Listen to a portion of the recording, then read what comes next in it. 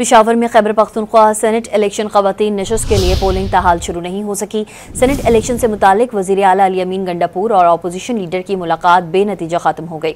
Opposition leader ने उम्मीदवारों की दस्तबरदारी से माजरत की है। मजीद जानते हैं डॉन न्यूज़ के नुमाइंदे आरिफ हयात से। जी आरिफ हयात। जी बिल्कुल, खैबर पख्तूनख्वा में सेनेट के एक नशस्त के लिए जो ज़िमनी इंतखाब है तो वो आज 9 बजे शुरू होना था, लेकिन अभी तकरीबन थोड़ी देर पहले जो है तो पोलिंग का अमल शुरू हो गया, जो 2 घंटे के ताखीर से शुरू हुआ।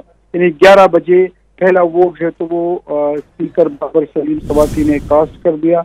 इस ज़िमनी इंतखाब में हुकूमत और अपोजिशन के दरमियान मुज़ाकरात भी हुई, लेकिन अपोजिशन लीडर ने इनकार कर दिया कि उन्होंने हुकूमती उम्मीदवार के खिलाफ इंतखाब लड़ना है। वज़ीर ने उनसे खुद मुलाकात की।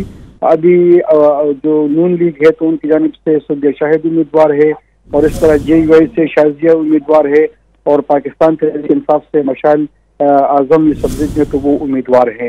लेकिन अभी पोलिंग का अमल तो शुरू हो ही गया है, लेकिन अपोजिशन लीडर ने जो बाकी अपोजिशन जमातें हैं उनसे राबिते शुरू कर दिए हैं, और JUI से उनके मुज़ाकरात जारी है कि वो अपने जो उम्मीदवार हैं तो उनको इसी वक्त ही दस्तबरदार करे।